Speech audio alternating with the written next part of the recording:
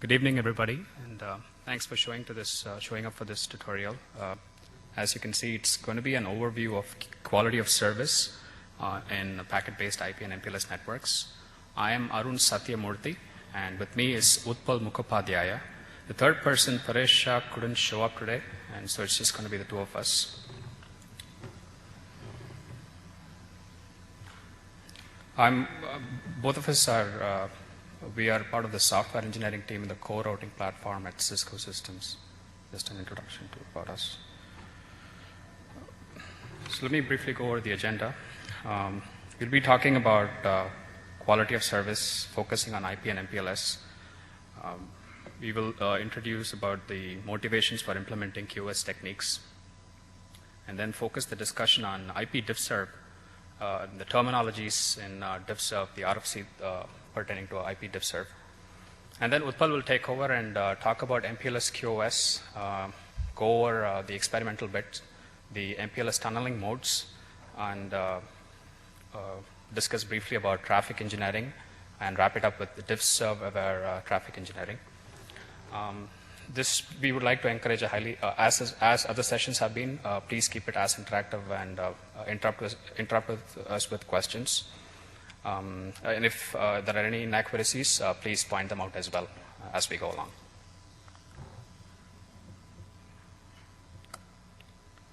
So going to the introduction, a quick look at the definition of quality of service.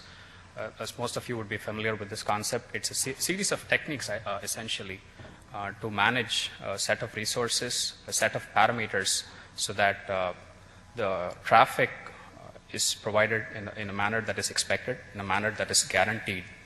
And the parameters that we seek to control and manage would be the network bandwidth, delay, jitter, and packet loss. We will be briefly examining about these different parameters and how to control them as well as we move forward in this discussion. The first aspect is to characterize traffic. There are different types of traffic out there. There are different sources from which they emerge from, different destinations they go to, different requirements. There are, again, real-time and non-real-time traffic. Some of them are sensitive to delay. Some of them are bandwidth intensive. So all these aspects have to be considered when planning capacity, when designing network, and making sure that the traffic guarantees are met. The three types of traffic that are out there today would include data, video, and voice. And the characteristics of these type of traffic, again, would depend on them being bursty, constant. And as we talked about in IP, we have V4 and V6, and there's MPLS as well.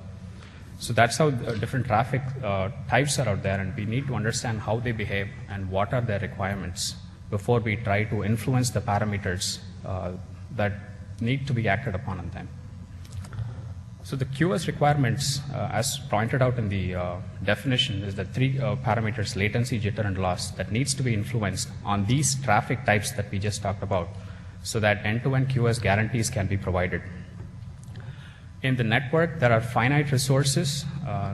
The resources would include memory and the router, which in turn translates to buffers, the queues that are out, and then the scheduling mechanism. The finite resource management is, again, pivotal in ensuring quality of service. And so they go hand in hand in ensuring the traffic characteristics are maintained by managing the resources. This in turn translates into how the service level agreements are come up with and how guarantees are provided between customers and providers. Also, you could have small number of flows going across the networks, or you could have thousands of flows, and how you manage them also defines the models which we will eventually be talking about. So the managing of the flows, whether it's in a smaller level or on a large scale level, is also another aspect that needs to be considered.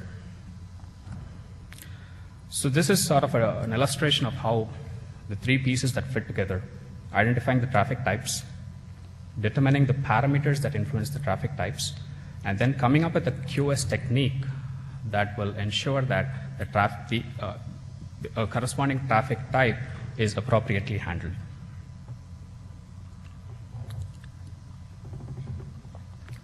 So this leads to two different approaches. There could be small individual flows going end to end for which certain guarantees are required so that the traffic characteristics can be maintained. Or they could be a combination of flows that belong to the same traffic type, belonging to a particular source, or needs to have a certain characteristic so that they could all be made to fit into an aggregated flow. So that by differentiating these two high-level aspects, we move to the next aspect of the discussion, which is talking about the service models for coming up with the QoS techniques. Although I mentioned two, there is one very elementary service model which is best effort, apart from the two other, which would be the integrated services and the differentiated services.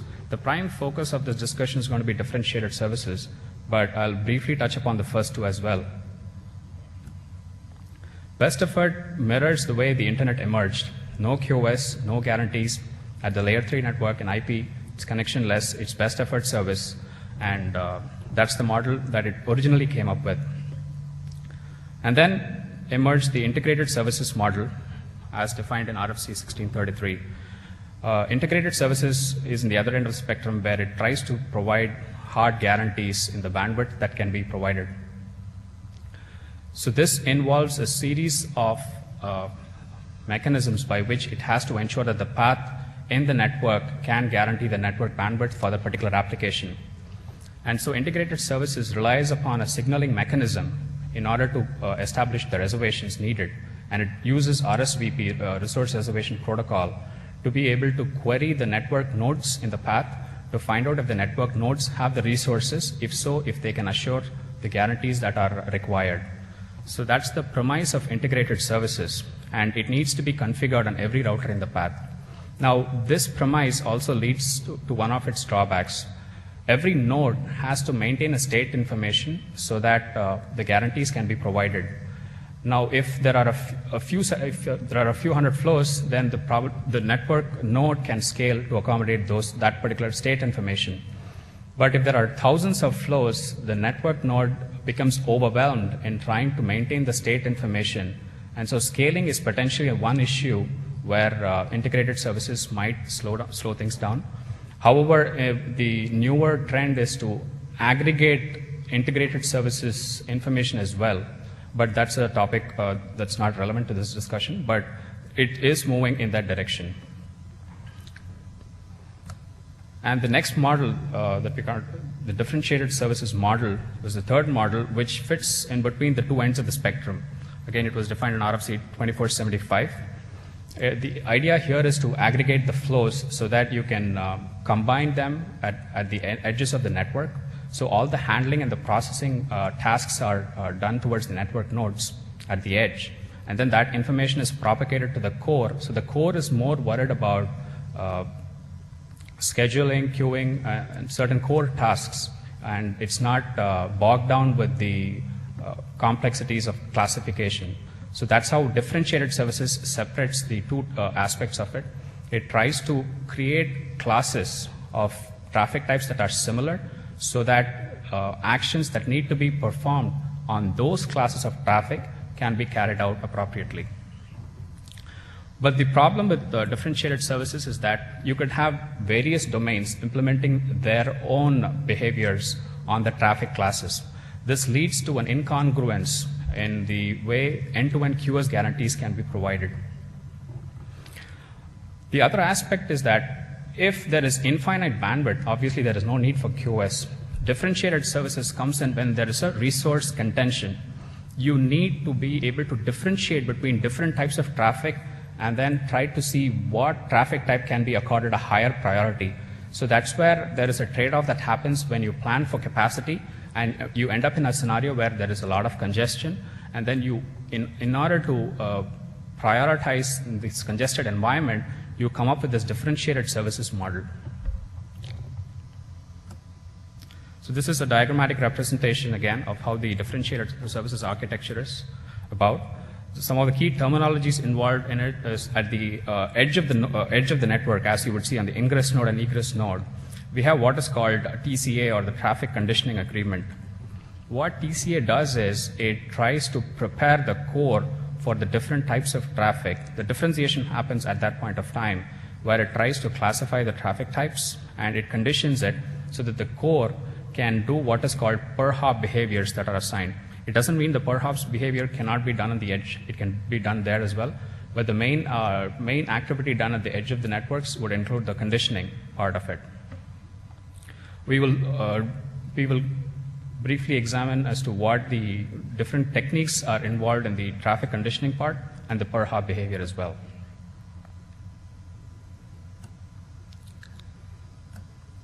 So the traditional model relied upon the task byte and the IP header. It had the 3-bit IP precedence value that it was originally used for, but it was only giving you 8 classes, and so it was felt that the classification schemes weren't sufficient enough to allow more granular differentiation mechanism, which is why the differentiated services code point byte or bits was introduced as part of the Diffserv architecture, which proposed the 6 bits instead of the 3 bits, and the 6 bits were referred to as the behavior aggregates. So this is a representation of how the 3 bits of the precedence evolved into this 6 bits from the task byte as defined in RFC 2474. So there are 8 classes that we see on the left table. We see the 8 classes from the precedence. What DSCP introduced was labels or tags that explain different drop mechanisms or different differentiated characteristics, how you can classify traffic. There are 4 assured forwarding classes, referred to as the AF classes, and then the EF refers to the expedited forwarding, and then we have the best effort class. So that's at a broad level how the classifications have been arrived at, so that the operator or whoever configures the node is able to classify them the way they want to, and they will be able to establish different levels of service, so they can probably base their revenue models on how they arrive at the classification for those 4 that are listed for the assured forwarding and then the expedited forwarding. Also, the differentiated services code point has been constructed in a manner to maintain the backward compatibility with precedence. So apart from the AF and the EF, there is this class selector set of fields which maps identically with the precedence values. And so it goes from CS0 through CS7. So that again maps to the 8 classes of the precedence to keep the to maintain the backward compatibility.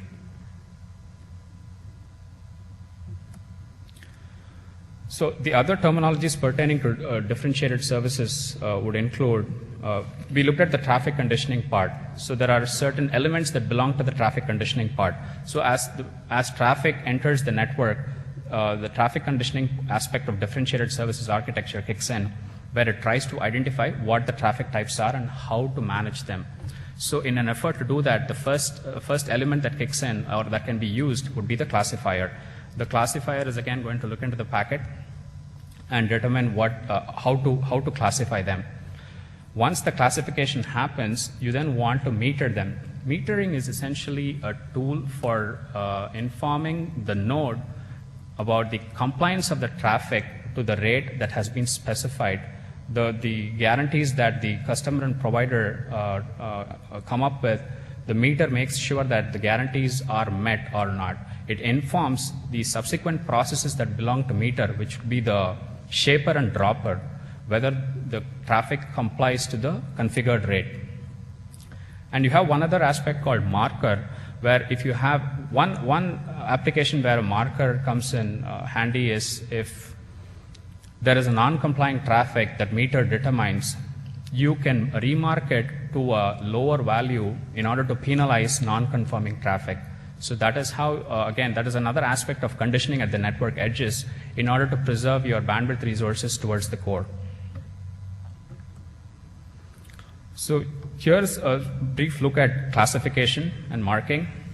In the IP packet, there are various fields that the classification, the classifier element can look into. Typically, a flow would involve 5 parameters, end-to-end flow, as explained in the source and destination addresses, the source and destination protocol. The port numbers, and protocol, and also the precedence and DSCP fields. So those are some of the key elements that classifier can use and try to differentiate traffic that ingresses on the network edge. And marking, again, you can have packet marking on the precedence or DSCP in order to indicate a higher level of priority or a lower level of priority. Referring back to the penalization thing, if a packet comes in with a certain precedence, say 3 or 4, and if it's a non-conforming traffic based on the metering's output, you can lower the precedence value so that subsequent actions take note of the lowered value and they probably assign lower resources for the non-conforming traffic. So at the layer 3 level, the precedence or DSCP could be remarked. And as we examine the MPLS QoS part of the discussion, we will see how experimental bits of the EXP can be remarked. And there are also instances at the layer 2 level where you have the frame relay or the ATM header with the remarking capability in them. Again, going back to metering, this does not alter the traffic characteristics. Metering uses a form of algorithm called the token bucket algorithm to specify the rate at which the packets are arriving at, and in turn inform the two aspects of metering, which would include traffic policing and traffic shaping, that the rate, to notify them of the rate value. There are 3 parameters that the token bucket algorithm uses. The first one is the committed information rate. That's a configurable value where a particular node is configured with the rate information that should not be exceeded. And then there are 2 other parameters which would include the conformed and extended burst size. Again, this is going back to a different traffic type discussion where the nature of the traffic flow could be bursty constant, and to accommodate any transient spikes or bursts, there is a burst parameter that the policer or shaper can be configured with, which the token bucket algorithm allows the provision for. So so metering, like it was pointed out, policing and shaping use the metering output. And the key difference is policing is more of a rate, both are rate management techniques. Policing drops any excess traffic and does not, and it accommodates bursts, but then you specify a certain committed information rate, and that's the rate that's available, and anything exceeding or non-conforming, it's potentially dropped, or it could be arranged for remarking as well. Whereas shaping introduces a buffering capability where it again tries to maintain the rate information that's provided in the CIR, but it increases the latency because of buffering. Any non-conforming packet gets queued up, and whenever there is resources available, those packets are sent out, but at the cost of increase in latency. So this is an illustration of the differences between the two. So you see the nature of the traffic is captured in the police, except that it's chopped off to provide the committed information rate, whereas shaping smooths out the traffic, and mainly because of the buffering capability. What this illustration does not capture is the bursts that are accommodated through the confirmed and exceeded burst parameters that are provided. So that's not really captured very well here, but it does explain some of the obvious differences, the two elements of metering that it can provide. Policing again uses the token bucket scheme. We have a configurable parameter called the committed rate. It uses, going back to the token bucket scheme, there is a bucket-like illustration to it, and tokens are populated on it based on a certain fill rate. The tokens correspond to the packet size in terms of bytes, and the capacity of a particular bucket is determined by the burst size that it can accommodate. And as long as there are tokens in the bucket, whenever there is traffic and packets coming in, it could be sent out. And once the tokens are exhausted, and if you have packets coming in, that's when you have the non-conforming behavior kicking in. And when there are packets out there and there are no tokens, you can have the non-conforming behavior, whether it could be dropping the packets or recoloring the packets to penalize them. You can make it kick in at that point of time. So this is the illustration I was talking about. So that's the illusionary bucket that you have with tokens at the top that represent the rate at which the committed information rate has been configured to. And the burst size is the capacity of the bucket. And again, there are the confirm and exceed actions that it lists out. Shaping, as again we've seen earlier, it uses the token bucket scheme as well, except that the buffering or queuing kicks in when there is non-conforming traffic. It again goes back to the availability of tokens for sending packets out, and whenever you don't have tokens, the queuing aspect kicks in. This is a similar illustration for traffic shaping.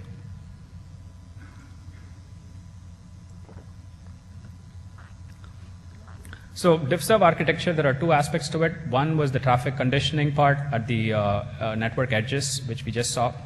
The second aspect is the per hop behavior. So the per hop behavior determines what actions need to be done after the classification is carried out. There are two aspects to per hop behavior.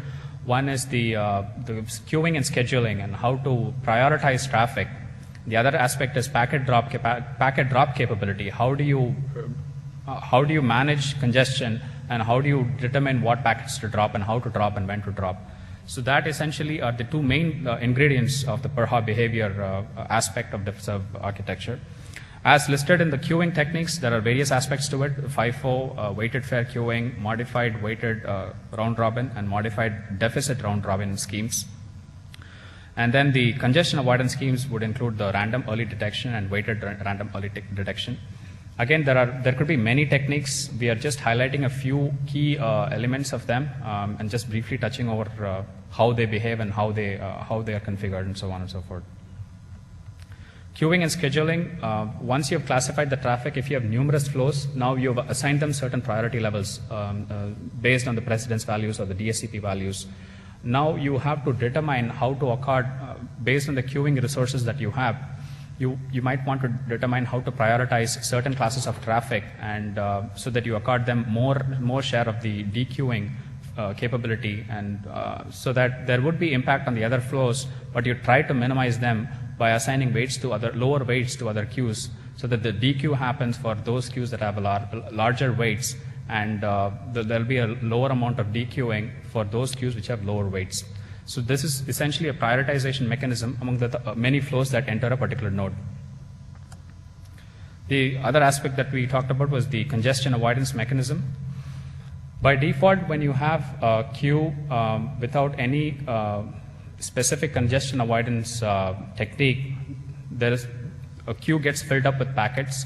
It has a certain amount of queue length based on the buffers that are available. And once the queue fills up, any more traffic that arrives into the queue will not be enqueued. As a result, they are dropped. So that's a default queue mechanism, and it is referred to as tail drops. But we need a more proactive means by which queues can be managed for drop mechanisms, and that is one aspect which we will be shortly looking into. Today in the internet, most of the applications, they use the transport protocol TCP. That's the most dominant protocol that's out there. And in order to influence TCP characteristics and the adaptive end-to-end nature of it, we needed a more proactive means by which drops can be arranged for, and which leads to the random early detection and the weighted random early detection. But before we go into that, we'll briefly look at how congestion impacts network performance. When there is the aim of the per hop behavior is to be able to control congestion. But what happens when you don't have any specific technique is uncontrolled congestion. And as you can see from the illustration, that the traffic peaks, but as the buffers fill up, as the queues fill up, and when it's not able to accommodate any more packets of traffic, there is the packet drop starts kicking in, tail drop essentially starts kicking in, and there is a big drop in the network performance in terms of forwarding capability.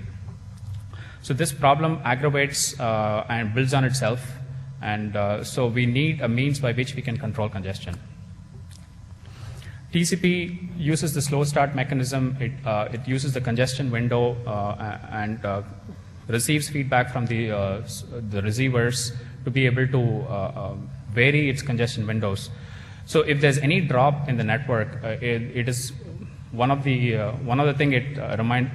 things it indicates is there is a congestion in the network. As a result of which, the source has to throttle back the amount of traffic it sends. So this is an important aspect that controlled congestion leverages upon the TCP behavior for introducing congestion avoidance. One other aspect of congestion scenario is the global synchronization.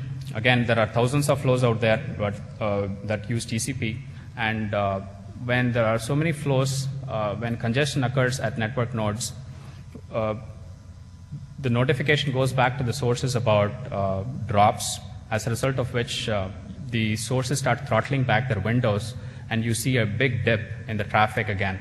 So this is a cyclic moment where sources start increasing their congestion window, start transmitting more traffic, and then the notification arrives about packet drops, and then they throttle back. So this impacts network very badly, and this mechanism again needs to be prevented in order to avoid any connection issues because of the TCP slow start mechanism. And so comes in the random early detection algorithm developed by Salif Lloyd and Van Jacobson. And it was primarily meant to address TCP, and it tries to use two parameters, the packet drop probability and the average queue size. Unlike the tail drop scenarios where you have the queues filling up, RED leverages upon an average queue size. It tries to actively monitor the queue size and then starts dropping packets based on a certain probability, which in turn indicates the TCP sources about potential congestion scenarios. So some of the TCP sources would be impacted because of the drops, so they throttle back. Instead of the case where we saw in the global synchronization scheme, all the TCP sources start sending traffic at the same time, they realize there is a congestion and they throttle back. Instead, RED uses the drop probability and monitors the average queue size, the two parameters that it uses, and starts selectively dropping packets, as a result of which selective sources are impacted, and so you don't have a similar fluctuation that we've seen earlier. So this is a graphical illustration of the packet drop probability, which is linearly associated with the average queue size movement. There are two configurable parameters, the minimum and maximum threshold, the boundaries that we assign for that particular queue. And as the queue starts filling up, the average queue size, again, the average queue size is being used because if there are any transient bursty traffic, that can be easily accounted for. And it does not, the TCP does not get lulled into the fact that the transient bursts are just vagaries of the congestion conditions, and it's not a prolonged case of burstiness. And so it accommodates for transient bursts by computing the average. It's a weighted average number. And the probability is also a value that can be provided, which determines what's the rate at which the packets can be dropped as the queue size starts increasing, as it starts moving from the minimum threshold to the maximum threshold. And one other aspect that was built upon RED was, now that we have differentiated classes based on the precedence or DSCP values, we should be able to assign weights for different precedence or DSCP types, so that when you have queues for various differentiated parameters, those queues can move appropriately. And for precedences of lower value, you can give them lower thresholds, and for precedence or DSCP of higher value, you can give them higher thresholds, in which case you can preserve the higher priority traffic. So again, this is an illustration of the lower thresholds and the higher thresholds, and how you can have two profiles where you have a standard service and a premium service. The other aspect that QoS tries to again factor in is your control traffic. Whenever there are congestion scenarios, your control traffic, your IGP, BGP, all those keep alives and all shouldn't be maintained, and they should not be impacted. So again, various queuing techniques, resource allocation schemes also keep in cognition of the control traffic that needs to be maintained.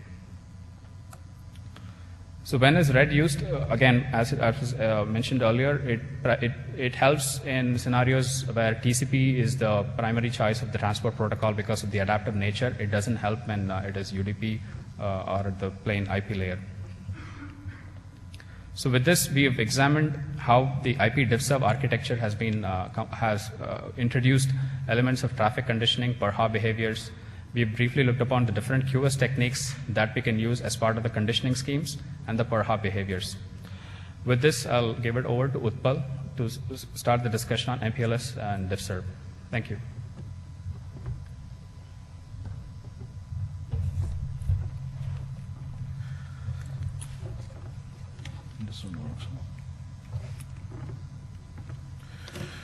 Hi, my name is Utpal Mukhopadhyaya. I think I have one of the longest surname. So Arun set up the background for IP QoS and what are the QoS techniques. We tried not to bring any vendor-specific CLI here to do all those classification, marking, or WRED or MDRR part of behavior. We have various CLIs available. You can configure on the router to do that. We didn't show that. We just tried to drive home what are the techniques you have. And it's a basic introductory QoS techniques. So every vendor has its own way of doing it. So go and apply the rules. We are not trying to address the engineering guideline, how to do, when to do, where to do. But mostly we got the picture that classification and marking mostly be done at the edge. And after you classify and mark those packets, you try to create a path of behavior or PHB, which means queuing or scheduling discipline as well as how do you drop the packets. So that's mostly on the core side or on the egress side. So when we come to the MPLS, now we can't avoid MPLS domain. We are, let's say, fantastic QoS provisioning has been done in the IP Diffserv domain.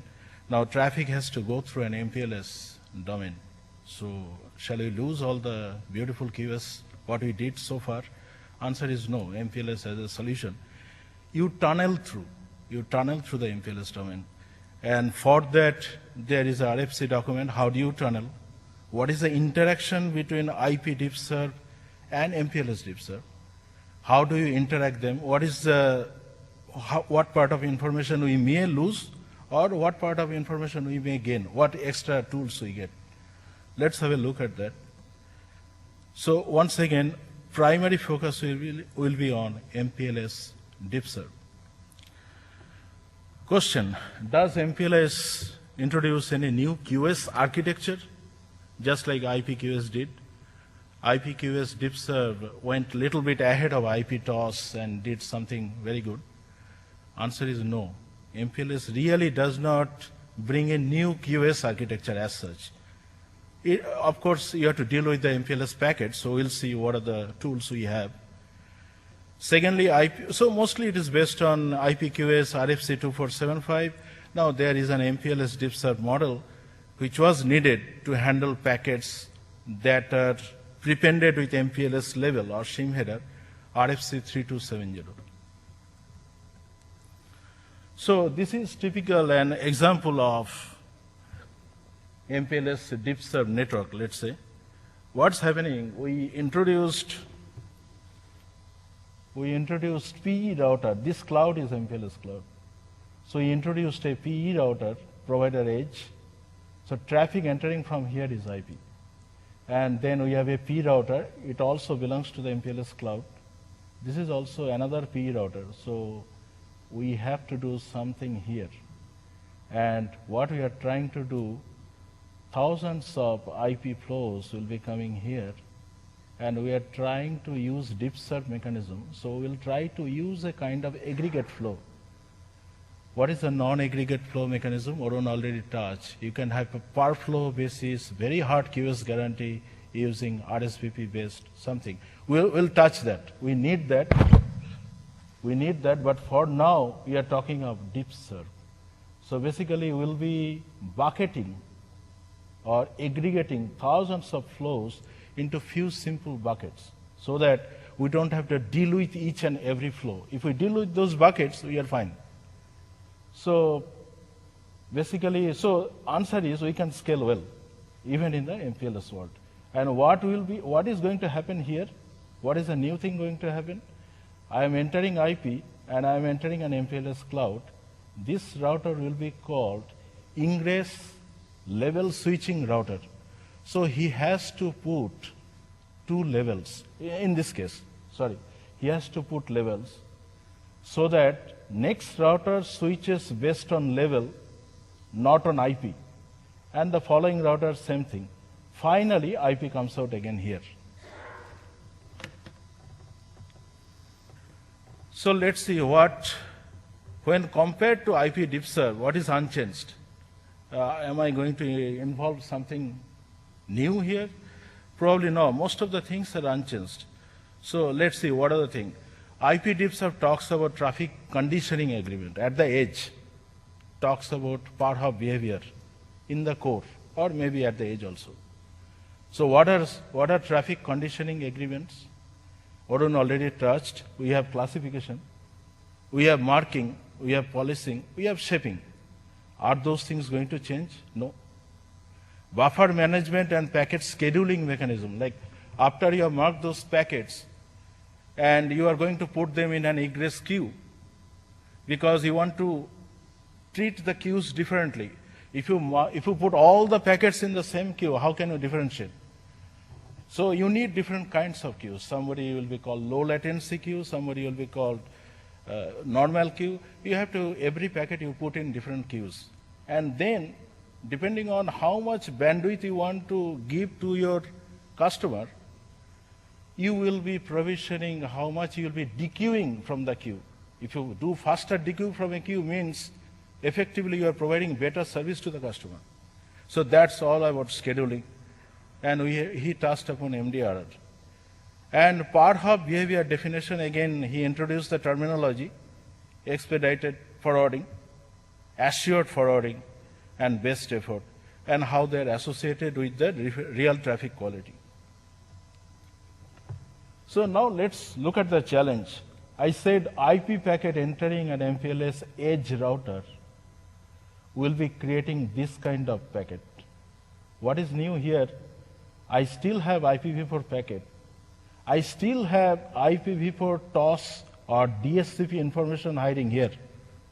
So I didn't lose them. What I added is this MPLS header. What does MPLS header contain? Of course, I need a label. And to help me out, I have a field called EXP. What does this EXP means? This is basically an IP equivalent of precedence, you can say. 3 bits available. And there is other things which are not important in this discussion, stack pointer and TTL value. So what is the full story here? IPv4 packet came, IPv4 packet came here. This is IPv4 packet. IPv4 header is sitting here with all the TOS and DSCP information. I didn't touch them. I added or appended extra label here, and I had a fantastic tool in that level, one particular field called EXP, which is carrying 3 bits. So you can immediately imagine, since I'll be forwarding based on the level, I have no visibility of the IP packet in the core of the MPLS. Somehow I am obligated to carry the quality of service information that was in that was in DSCP or IPv4 header here into the MPLS header here. I have to carry that. Otherwise, following routers will not understand. They don't look into they have no way of looking past the level and seeing, hey, what IP DSCP field is there, let me act based on that. They don't have any capability. So this is a typical mapping. So let's say I have a expedited forwarding, the best class. Typically it is represented as a 101 and following, this is the whole DSCP value. Look at the EXP field, how many bits we have? 3. I can't leverage all the 6 bits. So let me take whatever precedence value I had, precedence equivalent component of DSCP and map it onto EXP. Same thing, I gave an example, precedence equivalent of DSCP mapped into EXP. You can immediately see the challenge. I am losing information. If in IP DSCP I created so many DSCP points, then I am back to again 8, that's it? Yes. So the question is, this is the problem. So IP DSCP had 6 bits, just because I brought in an MPLS level, and which has only 3 bits, I lost a lot of granularity from here. Is there any way we can overcome? There are 2 solutions. One is, well, do you need more than 8 in the code? If the answer is no, live with it. And that approach is called ELSP, means EXP inferred level switching path in MPLS domain. So do all your part of behavior based on the EXP field. What does part of behavior mean? Your scheduling and your drop priority. Because marking and all these things are done already. So you put a CLI that will queue an MPLS packet based on EXP field, and there is a drop field which is WRED. You just put another CLI that, oh, I will drop this EXP 0 more, sorry, or EXP 1 more than the EXP 7. Okay, that scales well. What about if I am not happy with 8, I need more? Well, you can do that. Then you have to take a combination of level and EXP. Because you can't get more than 8 with EXP alone. So you have to tag it up. Okay, take help of someone else together. So that's exactly this picture shows. I have two approaches of mapping. So this is a challenge of mapping DSCP into the EXP field, because I need to forward based on the EXP in the MPLS. So either you take ELSP approach or you take LLSP approach, where you can see that I have combined the level, 20 bits are available, and I have combined EXP. But let's change it to the role now. Level was, use level now as a for identifying the class, and use EXP for deciding the drop priority. Makes sense? And we can scale well with this. Now, is it a very popular model today? Answer is no. Work is going on, but this is not very popular. Still, we are managing so far with this. So now to put the whole picture together, this is just nothing much. This is the whole diagram. Lot of connections are there. ELSR, edge level switching router. We identified few terminology, and there is another edge level switching router. So this is my MPLS domain, and this is IP. This is IP. So at this point, I prepended those levels. At this point, I faced the challenge of transferring DSCP information into the level. After that, when the packet comes here, middle routers, he doesn't see IP anymore. He works based on the MPLS packet. And he does QoS based on the EXP bit information that is being carried to him. Okay, so we overcome one challenge. Okay, IP tips DSCP is bigger than MPLS EXP. How do I map? Next one is MPLS level imposition is not very simple actually, and there are mechanisms that let's say I'll be putting two levels. As you know already, some of you or most of you are familiar with MPLS. There are three levels in MPLS cloud, IP to MPLS, where imposition happens, and MPLS to MPLS, where swapping of the levels happen, and one final thing, disposition, where you pop up the level and give out the IP packet. Now, everywhere, when you are interacting between DSCP and EXP, you need to have some kind of arrangement. What do you want to do? Do you want to propagate all the way to IP DSCP when you go out or not? So there are three kinds of modes to figure out the interaction between IP DSCP and MPLS depending on where you are. Are you in the imposition side? Means you are adding a fresh level. Are you on the disposition side? Means you are throwing away the level and going out IP again. Or you are swapping the level.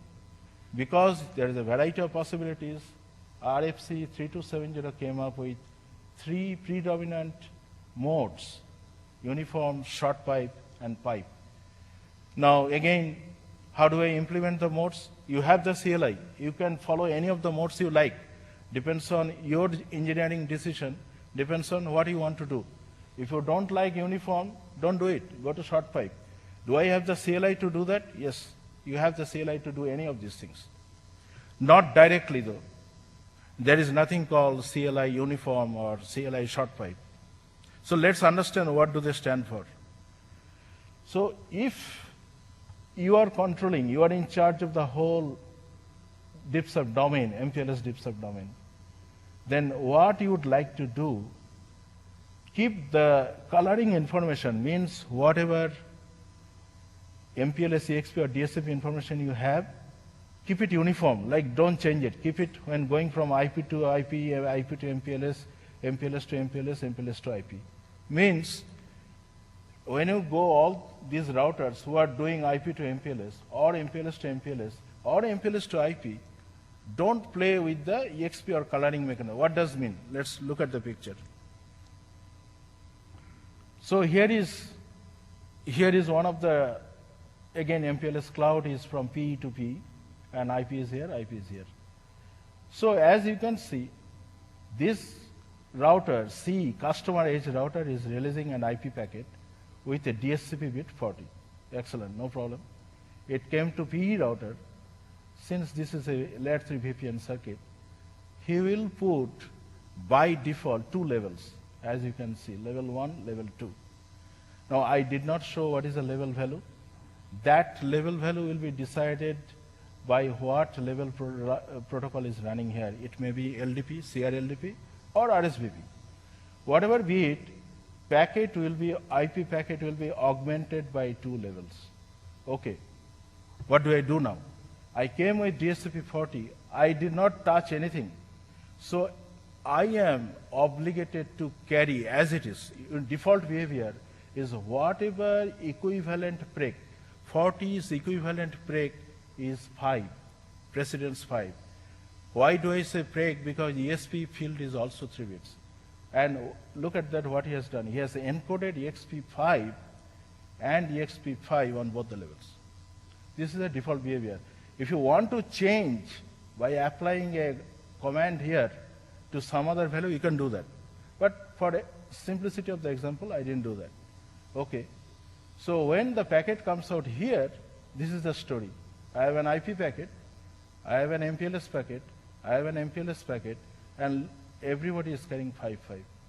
Someone decided to change or touch the EXP field of the top level. Remember that I said you cannot go past all the way here.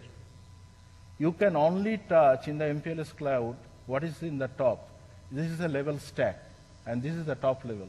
Someone decided here to recolor that topmost level. You can touch the topmost level.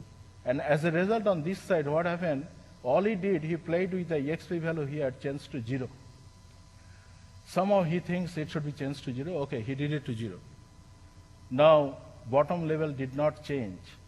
He is still holding on to 5. Now, by virtue of the MPLS paradigm, we already know that this guy from here to here, he is popping off.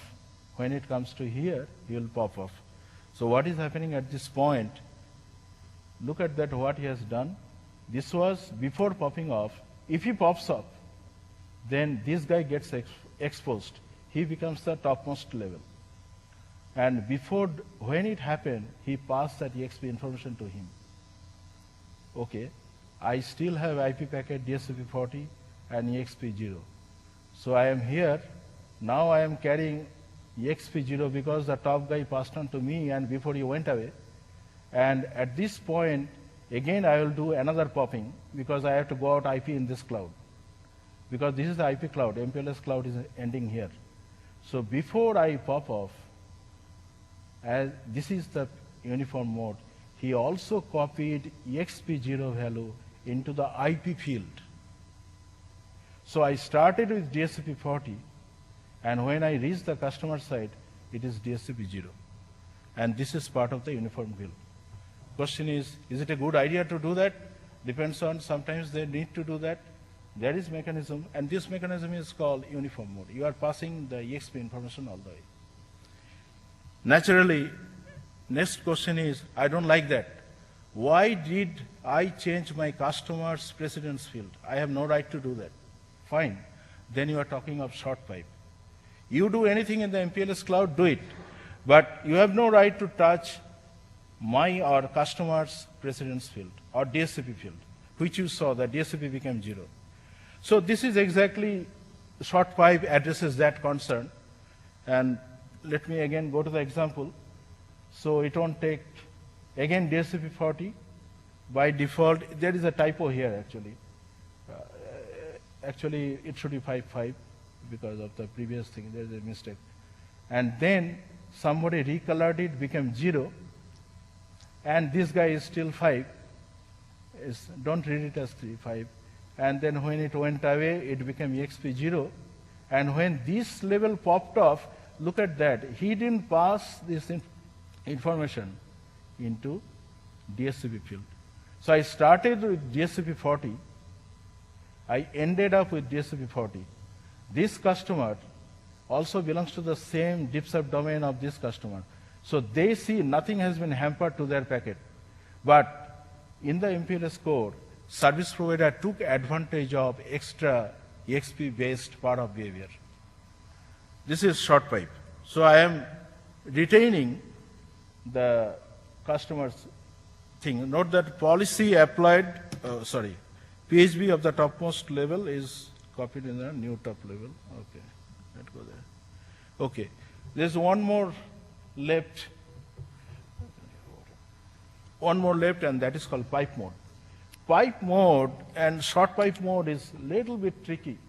Pipe mode says exactly equivalent to short pipe, with difference of here. Once again, IP DSCP 40, EXP5, EXP5, that is a 2 level. I came here, I intentionally recolored, so topmost level I can always touch. It became 0, bottom one unchanged. Then I popped this level off, I exposed this level, naturally he copied here. And then from here to here, again I will pop this level off and I will go out IP, DSCP 40. So you can see no change, exactly like short pipe. Then what has changed? Change is here. Because remember that this is MPLS cloud. Egress PHB depends not on the IP DSCP 40, but on the EXP 0. So this router, the final router who is converting MPLS packet to IP packet, is acting not based on the customer's DSCP, if you want to apply policy here, not on the DSCP 40, but on the incoming DSCP 0. Would you like to do that? Yes, there are some motivations. Why? If you have lots of customers, then you need to know every customer's DSCP value in the previous case. Because if you want to apply a policy based on DSCP 40, as you did in the short pipe mode, then you have to remember all customers' DSCP value and apply policy based on that. But here he is saying, I control this MPLS domain, and I have the full right unto the last mile. And therefore, I will give a QoS based on what comes to me as EXP 0, not based on what customer has it. So this is all about MPLS QoS. Now,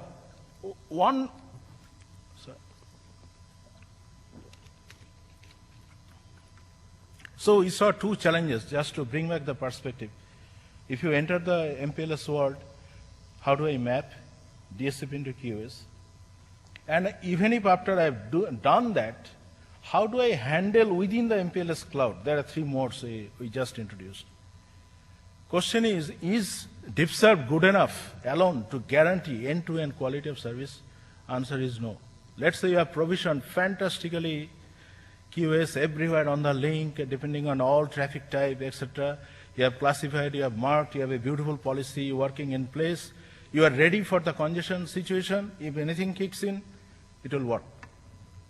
What happens when you thought one link is not a bottleneck and a link failed? Simply, a link failed. And link failure is very common. As soon as a link fails, IGP will try to recompute another best path. So that best path may not be a real best path. It probably went to a very low capacity link. And what was, there was no supposed to be any congestion. Because of your provisioning, you thought I took care. Now because the link became a bottleneck link in the new scenario, it became congested. All the traffic, everybody loves to drive through the shortest path. So we know that QoS alone may not be enough. We need to engineer the traffic. What is your end goal? End-to-end QoS guarantee. So doing only Diffserv, QoS, classification, marking, WRED, understood. But sometimes it is necessary that you take or engineer your traffic, critical traffic, maybe on the non-optimal path. It may not be the optimal path. Sometimes non-optimal paths are sitting idle. And that's why all of us know that MPLS Traffic Engineering plays a big role.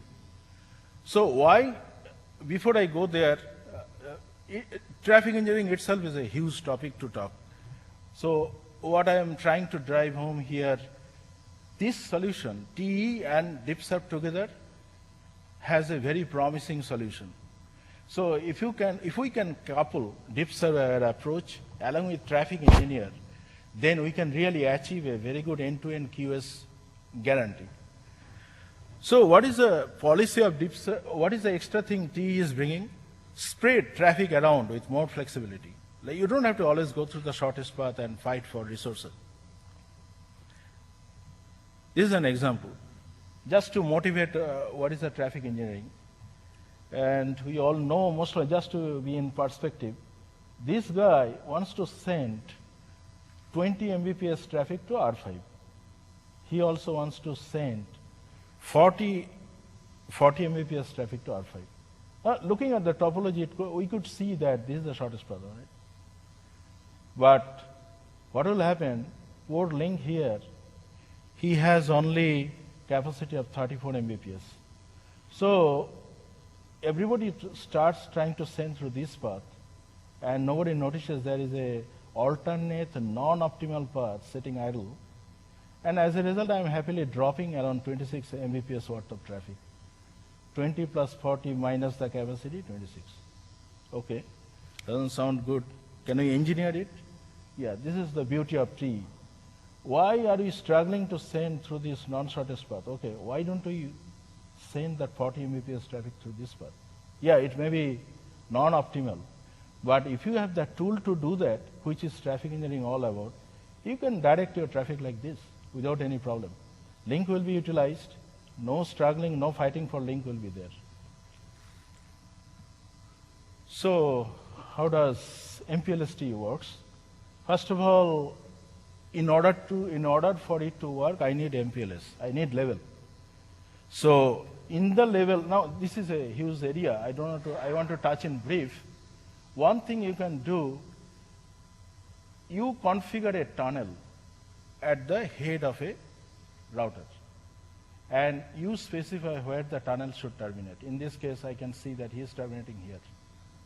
So some terminology, that's why you say head end of the tunnel, and the path you are following, this is, you can leave it to the IGP to track down the path, or you yourself can configure, whatever you like. If you tell him go this way, he will go this way. If you tell him go this way, this way, this way, he will go this way. Doesn't matter. But if you leave him, you don't know, because in a real network it may be very complex, and you just don't know how to, what is the best path, or let me ask him, can you find a path to reach here? Yeah, that is called constraint-based routing. And you can also use explicit routing. Now you can have various attributes of the link. IGP needs to know all the good attributes of the link so that he can compute for you. So we know OSPF does on Dijkstra algorithm, shortest path. Now you can extend it and make it constraint shortest path algorithm and ask the traffic engineering tunnel, hey, can you compute for me what is the best way to reach there if I want to meet X, Y, Z, and W. What is X, Y, Z, and W? Okay, I want to set up so much of bandwidth. I want to have a link which has color of all the links that are low latency. I want to reserve for voice over IP traffic. So you have to color the links and tell him that those links only you try to explore. He can do that. And so basically that will be a brief intro. So there is a midpoint. And because of that, because of this tunnel setup, there is a level switched path created. the tunnel keeps on creating level at every hop.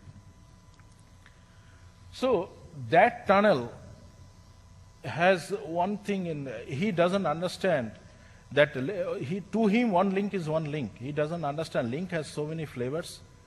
Regular TE or regular traffic engineering, you can have only one reservable bandwidth. But we are introducing a new terminology, and this is the final thing in this talk, Diffserv-Aware Traffic Engineering. What does it mean? Let me take help of a picture, it will be clear. Okay. So what you are doing here is from here to here, I have two paths. Why don't I color that the best effort path is along this one? Means I don't really care about QoS.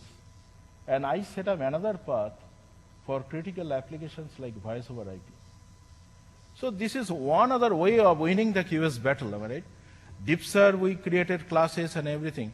How about if we really can redistribute traffic across the network, taking help of traffic engineering tunnel, and direct some best effort traffic one path and voice over IP another path, and like that we can keep on creating different flavors of traffic engineering tunnel, then we can map various applications onto the different tunnels, and we are fine. Remember that traffic engineering tunnel has one more powerful feature which IP doesn't have, is if the link fails, he can automatically take care of it through the node protection or link protection if you provision for that. So that means this is my link capacity, and I created 3 different classes of traffic, red, yellow, and blue. These classes are not the same as Arun touched or DSCP based. These classes means traffic engineering classes. That means I am making the link super smart of understanding 3 different flavors of traffic engineering requirements. So again, in order to do that, you can have, basically there are 2 models today are used in ITF. One is maximum allocation model, MAM. Another one is Russian dolls model. So once again, this is the whole link. And there is a class 3 traffic engineering tunnel, class 2 traffic engineering tunnel, and class 1 traffic engineering tunnel is the blue one. So all that means, look at that, I can reserve for BC2 30% voice. What does it mean? What is it trying to say? Say, I am creating a traffic engineering tunnel which is very critical, will exploit different sets of links, and I will map my voice traffic over that. Why should I do that? Because in the event of voice is a critical application. If there is a failure on the tunnel or link, I can do lot many things with that. I can reroute, I can do node protection, I can do fast reroute, etc. Then I am creating another traffic engineering tunnel where I am reserving 50%. That tunnel I am reserving 50% for premium traffic. Now note that they are all same link, 3 different traffic engineering tunnel. So I am creating per class traffic engineering tunnel concept. And all of them together should definitely summarize the total link capacity, maximum reservable bandwidth. There is another approach. So what is the good thing about that or bad thing about that? If due to any reason this link, this is your real link, 30% of the link you have reserved for voice, and you are not using voice, there is no voice traffic, well, it is going wasted. Suddenly you see there is a more than 50% premium traffic, and just because it is a hard reservation, just because you have reserved 30% for the voice and no voice traffic, he cannot go and encroach this. So I am wasting my bandwidth here. What is the good part of it? Everybody works independently. Like just to provision, I can provision here, I won't disturb him. If I don't, I cannot super provision him. If I try to take away some tunnel from here, I won't disturb him. So they are independent. They are sitting side by side without impacting each other. So to overcome the bandwidth inefficiency or utilization problem, they said, why do you do that? Why don't you encompass this model? that you create a tunnel based on BC1 capacity that will cater for both class 2 and class 3. Meaning, if class 3 traffic is absent, well, whole class 2 will take advantage of it. If class 3 is present, he should be able to throw away or knock down some of the class 2 and take his power, take his control. So in that way, I won't be really wasting my bandwidth here. Because if no class 3, I can take advantage of full class 2. If class 3 is there, he still wins, knocking me down some of the class 2 existing tunnels he will bring down. Same model, so one within the other. So this is kind of Russian doll. This is within this is within this, and one within the other model. So this is a good part, good bandwidth utilization for creating traffic engineering tunnel. But the bad part is you will be tearing down some of the tunnels of class 2 if you want to provision class 3. And you feel the need that so far premium traffic was happily going, utilizing full capacity, and suddenly someone decided, oh, I have a voice traffic coming. So I need to set up voice and then bring down some of the premium traffic. So this is the kind of concept when deployed on the network. You can see the various colors in the tunnel. All that means from here to here, you are creating 4, 5, or maybe up to 8 different classes of tunnels. You can keep creating here. Same as here. What should I do with those tunnels? Remember those tunnels, you will be mapping your traffic, the best traffic on the best tunnel, second best on the second best tunnel. And in the process, because traffic engineering gives a lot of powerful feature like link failure protection, that I won't lose you, less than 50 millisecond guarantee and everything, you can really give an end-to-end QoS guarantee by exploiting traffic engineering. So this is basically same kind of configuration. So bottom line, does that preclude me from configuring classification, marking, and all these things? Answer is no. So you are bringing one extra dimension of traffic engineering, but still you have to make use of the Diffserv-Aware QoS techniques which Arun taught, or in the context of MPLS, whatever I touched. And together, you can really offer a good end-to-end QoS guarantees.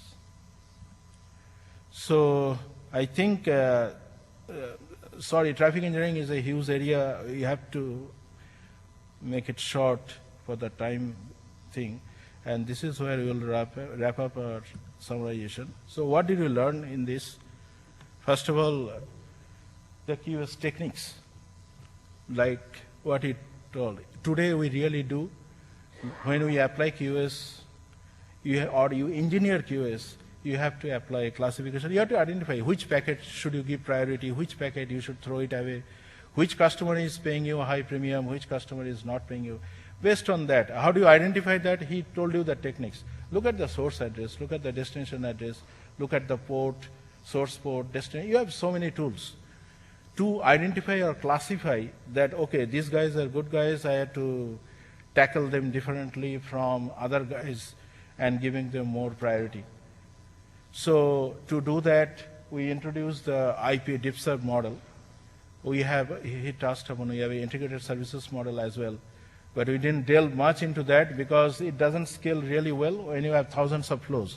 But it's really good for per flow model. You have very few flows and you want to give a very good guarantee, RSVP is the best because he is reserving bandwidth.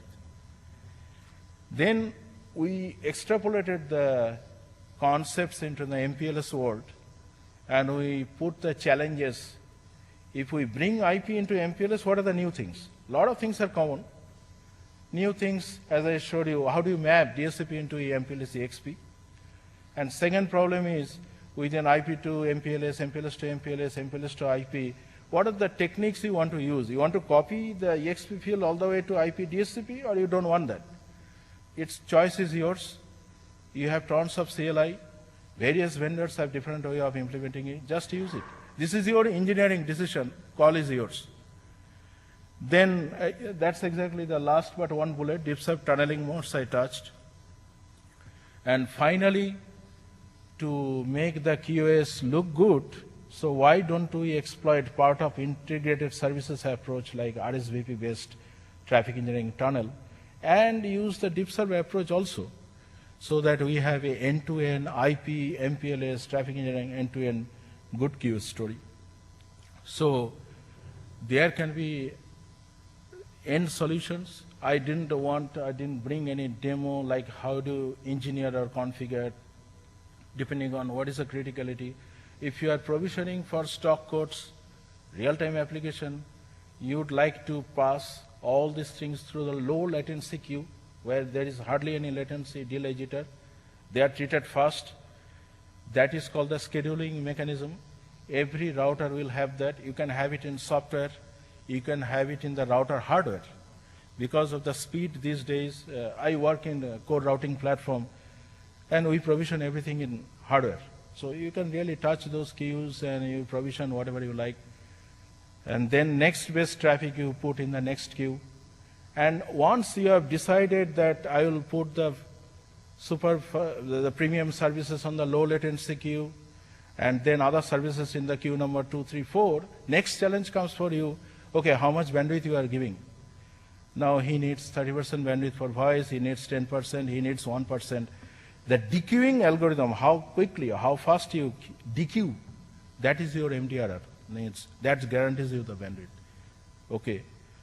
Third approach is, even then you cannot guarantee congestion. You dequeued, fine. What happens if the link is congested by some misbehaving guy? So in that case, I have to drop. Now, drop cannot be random. Then you'll have everybody will suffer.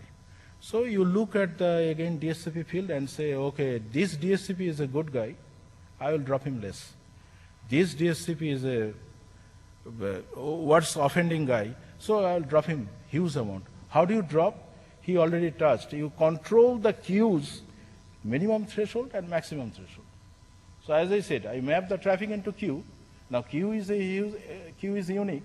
Now queue you can say, okay, from here to here, if I reach this watermark, I will start dropping. So again, it is your call. Where do you want to drop and how do you want to drop?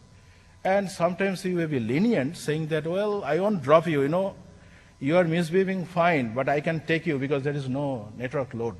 So I can take you. So in that case, you put it on a lower priority queue and dequeue from there. And I think that will be all. So if you have guys any question, you can ask us. Thanks for your time.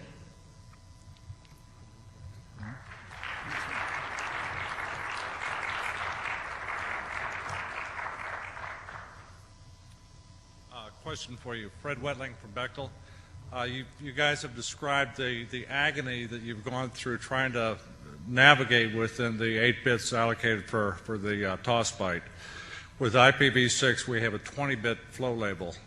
Talk a little bit about what you're going to be doing with the implementation of this type of control, the MPLS and so on, within the context of V6 and the expanded space that you have to identify different types of traffic. In the V6 traffic classes. Well, we wanted to sort of limit the discussion to V4. We are not fully conversant with the V6 aspect of it, so we may not be able to provide you the best answer possible. So I hope that will be okay.